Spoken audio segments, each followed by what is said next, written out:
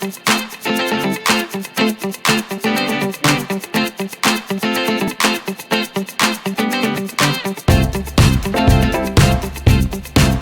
good morning, everybody. This is DearMamaSal on a pretty Monday morning. It's 9 degrees here in southern British Columbia, which I think makes it about 48 in American. And we've got blue sky and white fluffy clouds, although right in front of me they're not looking quite as fluffy. Now that I look at it. I hope you all had a great weekend. I really enjoy my Monday sort of wrap-up vlog because it helps me sort of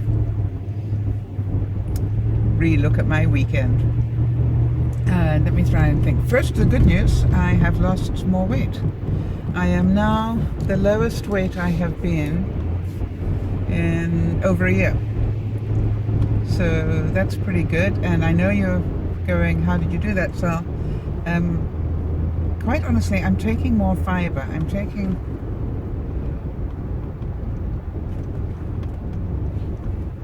aware of the fact that even though I eat a lot of fruit and vegetables, which I do, I'm decided to really supplement my body to see if that would help me get through this plateau. Now, the interesting thing that I've found is I don't know whether it's instrumental or affected or whatever, but I definitely am not craving as much. So sort of when I feel like I need a snack, I'm inclined to take one of these chewable fiber tabs and a glass of water, and boy, you know, that sort of solves that problem. But I'm not taking a whole lot of fiber. I'm probably taking 2 to 4 a day, I would say. And quite honestly, I checked it out with a friend of mine who's a medic type person, and he said take as much as you want. So I'm not again, I mentioned again, and I said this last time, I think, you know, don't use a laxative. That's a whole different story.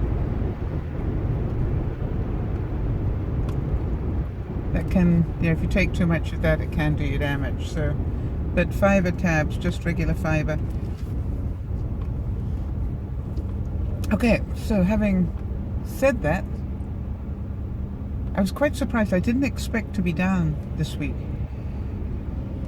I thought I was going to be up a pound or two. Why? I had steak last night.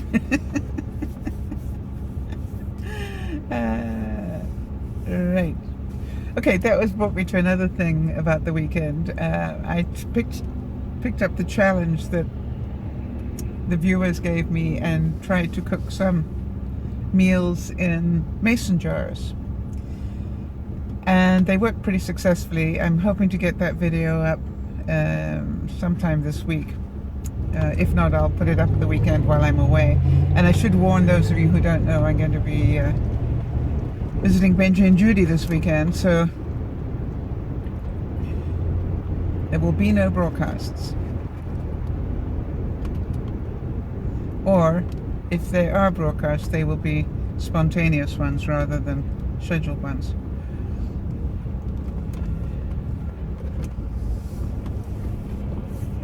I'm going down to have one of our serious discussions about December.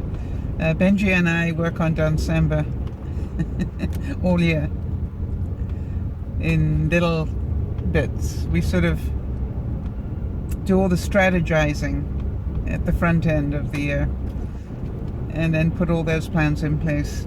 Well, actually we got some of them already solidly down already, but that's how we do it. So we dream the scheme, if you like.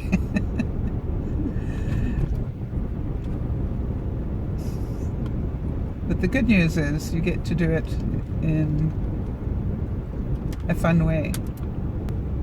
Alright, I've just seen something that confuses me completely. Maybe somebody out there knows the answer to it. I've just watched a concrete truck and it's got a concrete crane type delivery system. But boy, this thing's up about 3 stories high and dropping. You know what I mean? The crane part of it goes up about 3 stories and then comes down about 3, well, at least 2.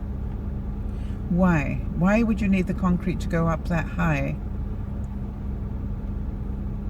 and then come down that high? Pressure? If it comes down at that rate, will it affect the way the concrete sets? I don't know. Very, very strange. The sort of thing where if I were at home right now, I would be Googling it to find out.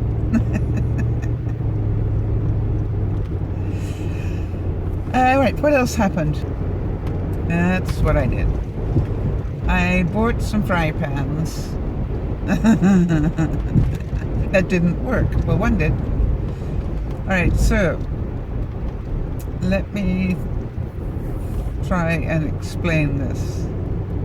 As some of you will have seen, I bought the orange one that's advertised on television, and that definitely didn't work with an egg, as they said it did. However, I have subsequently seen a video on how to re-season a ceramic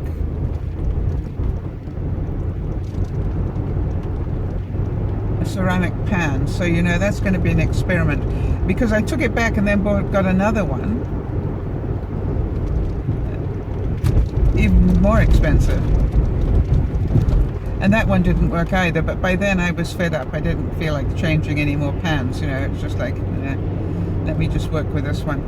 But what I will do is see whether re-seasoning it helps at all. So the pan I wanted to talk about was, I bought a little pan with a totally a metal handle, which I will show you in the video when I put it up, that's sort of just like a band of steel that goes around. You know, in other words, it's not a solid handle, it's got a hole in the middle. And it's called the Rock, and it's not the Starfrit Rock. Starfrit makes a rock type pan as well. This one is just called the Rock. And I was very impressed with it over the weekend. I did a couple of things, and it's only a small one, which is the only size they had. But if ever I see a big one of that, I'm buying it. Anyway, so I bought the small one, and I did an egg in it. And the difference between the egg in the rock surface and an egg in the ceramic was interesting. I've just realized I did do that video, so I should wait and put that up. But last night, I decided to do a steak in it. Now, I don't know if any of you like a Chicago steak, and that's one where it's literally almost crispy burnt on the outside, but medium rare in the inside. I managed to make myself a Chicago steak last night, and oh, it was so good. And I have not had a pan that would do that before.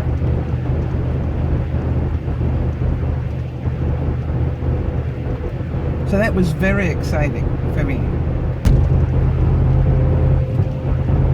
And it was very, very tasty. Right, which brings me to my next topic, which is on Saturday I went out to dinner with some friends of mine. And during the meal, the husband started to talk to me about the fact that he was going on a course he thought that I would be interested in, or should be interested in. And that was a course on Bodytalk.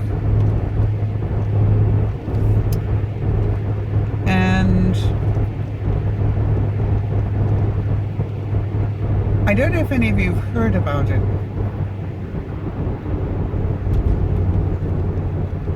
but it's an interesting alternative medicine.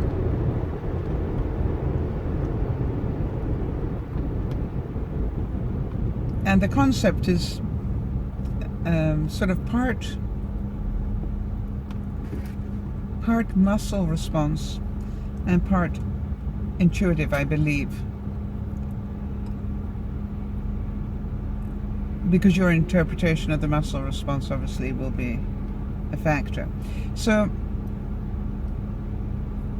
I listened to it and I was very interested in it because I must admit in my 20s I was doing that sort of work in a different way.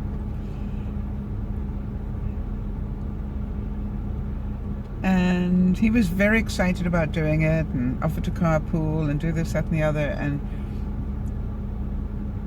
I just needed to sign up and get the book and study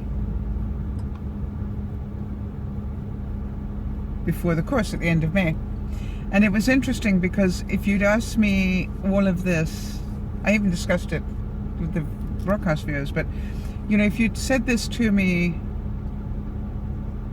in my 20s, probably I would have definitely said,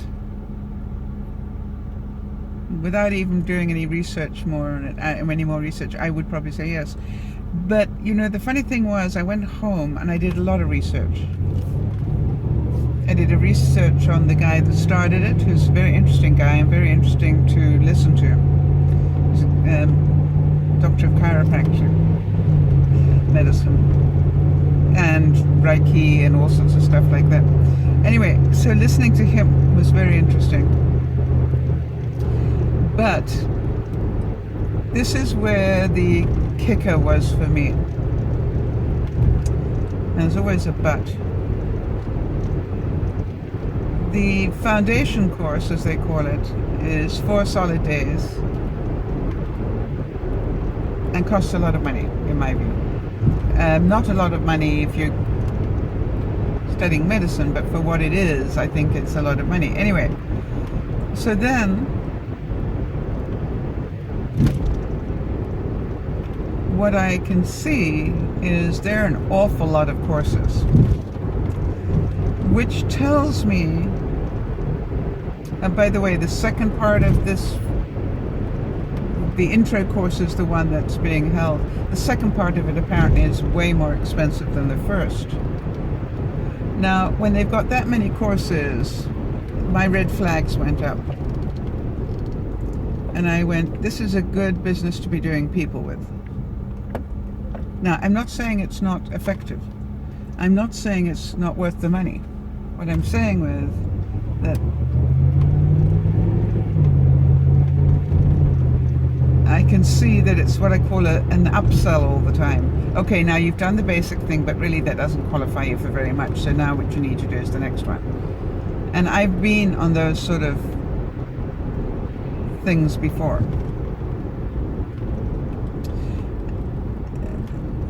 So my comment to myself, because I really did give it a lot of thinking, was why would I spend that sort of money?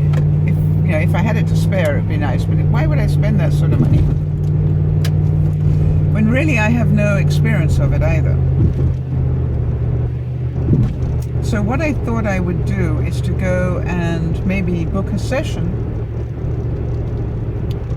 and see, or even a couple, and see what the effects are on me.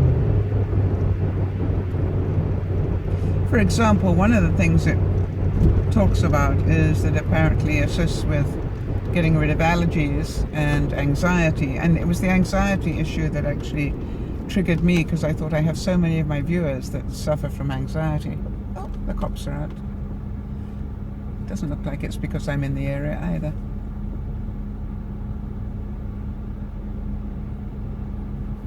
Oh, but there's a guy in a Maserati that is about to... How sad is that? Bet you he was having fun driving that as well until they caught him.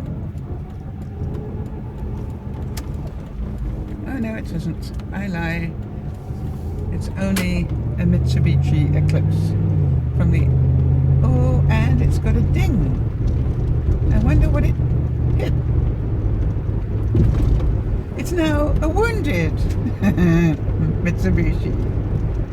Okay, where was I? So part of the reason that I was really interested, because a lot of my broadcast viewers suffer from anxiety at different levels. And I thought, gosh, that would help me help them. And then I thought, you know, if I were a lot younger, I would probably really get into this in a big way. But I am about to be 70. Well, I'm going to be 69 in a couple of months. So I have to be realistic and say, how much time and effort do I want to put into this now? And that's all time and effort I would take away from DearMamaSal.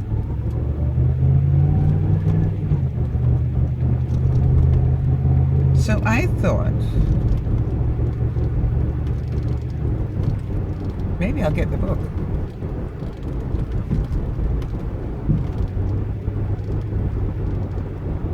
And understand the principles a lot better. Which I think I already do, because I've already done that sort of work. And just see if I can help anyway. And I know we do help an awful lot of people with anxiety, without having all of that. And the other thing I thought was, at least I can also let my viewers know about it. And if they're interested, they can find a practitioner near them and maybe get some experience of it. So my question is, has anybody ever done anything with Bodytalk?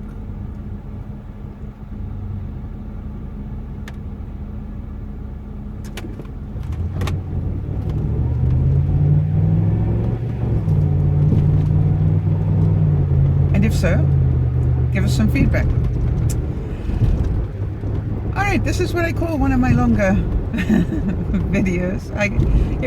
It's so cute because every now and then I check in, and I definitely have a following of people who prefer the longer ones to the shorter ones. So I try and mix in longer ones and shorter ones during the week. And this would be one of the longer ones. So big yay for having dropped a little bit more weight. I'm going to need new clothes soon. I still haven't got my summer clothes out of the closet.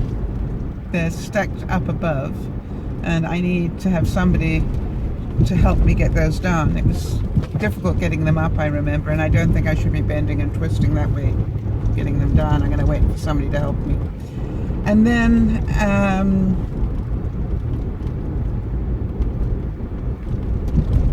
my other achievement, I don't think I mentioned an achievement for this other than the pot pie thing in mason jars, which was really cute.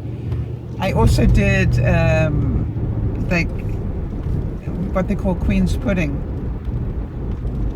in a mason jar, which was very cute. For those of you who like bread pudding, it's very much like bread pudding with jam on top. And then if you do the real Queen's pudding, you put meringue over the jam. It's very good. So I made myself up a couple of containers of that to be my treat during the week.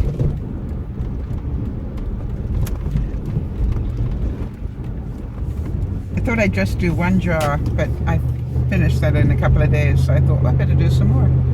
And as I had plenty of bread available,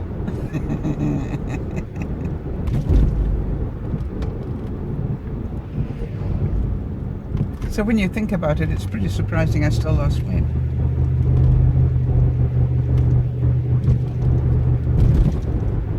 I really do think, though, that I am making slightly better portion choices.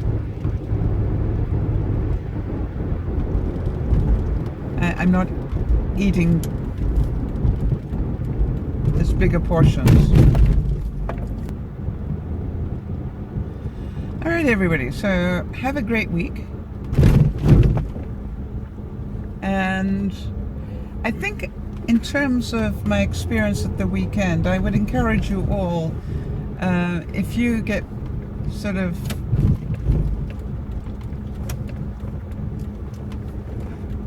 somebody selling you something, and give yourself 24 hours to really think about it, to find out if that's really what you want to do or whether it's what they want you to do.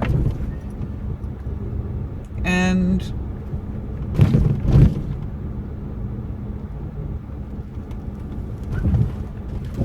it's not that I don't think it's of value. It's of, do I really want to spend that time at this time?